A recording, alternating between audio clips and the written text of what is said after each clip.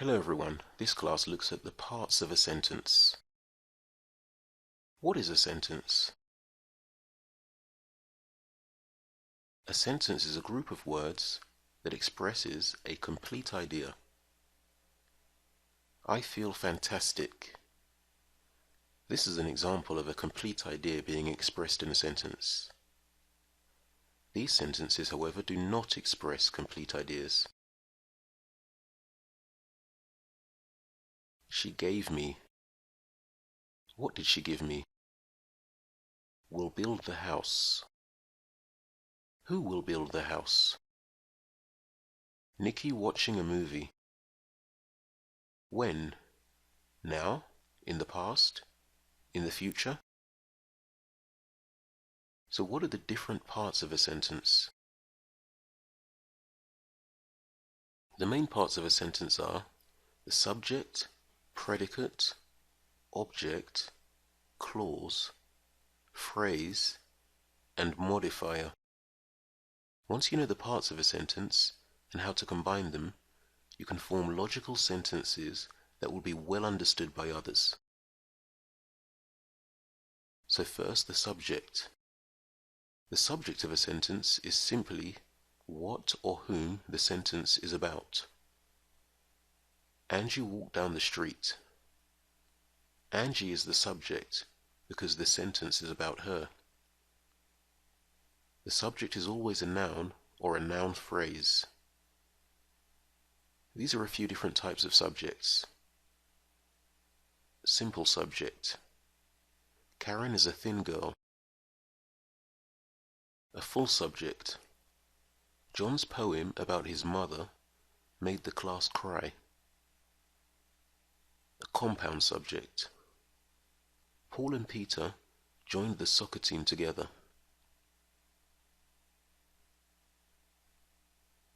The predicate is the part of the sentence that makes a statement about the subject.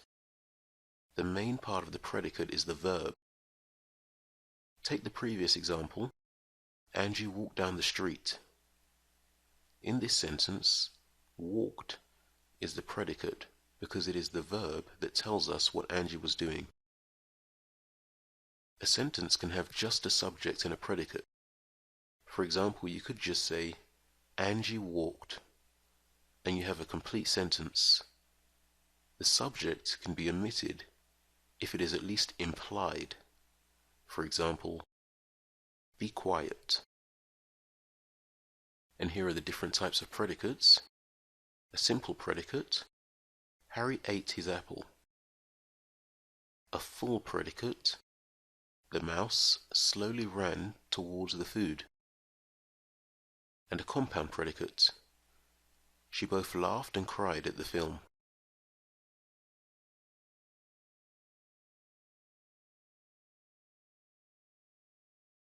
Now for the object.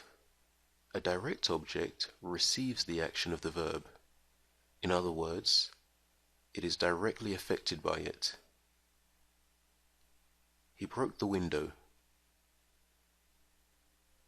An indirect object is the receiver of the direct object, and it usually comes just before it. He gave his mother flowers.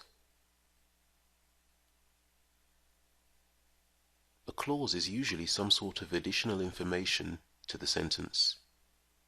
We could say, they like ice cream. However, we could also say, they like ice cream on hot days. They like ice cream can stand by itself, but on hot days, add something extra to the sentence. Therefore, on hot days is a clause. There are two different types of clauses. On hot days is an example of a dependent clause because it could not stand by itself as a sentence. Paul washed the dishes, but he didn't want to. He didn't want to could be a sentence by itself, an independent clause. However, here it is connected to the larger sentence. A phrase is sort of like a dependent clause. It is a group of words that cannot stand alone as a sentence, but it can be used to add something to a sentence. There are a few different types of phrases. A noun phrase acts as a noun. The hungry cat is a noun phrase. An adjective phrase modifies a noun. The child playing hopscotch was happy. An adverb phrase begins with a preposition and acts as an adverb. On a hot day from an earlier sentence is an example of an adverb phrase. A prepositional phrase is made up of a preposition, its objects, and its modifiers. The house on the corner was old. As you've seen so far, there are many different types of ways to add additional information to a sentence. All of these examples are known under the general category of modifiers. An example of a modifier is an adjective or adverb. Okay, so now let's try and use what we've learned to make some complete sentences. Use the pictures for inspiration to make short but complete sentences.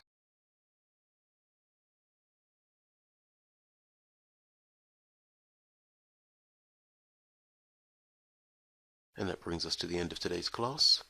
For more information on our one-to-one classes with a native speaking teacher, visit speakeasy1to1.com. Thanks for watching.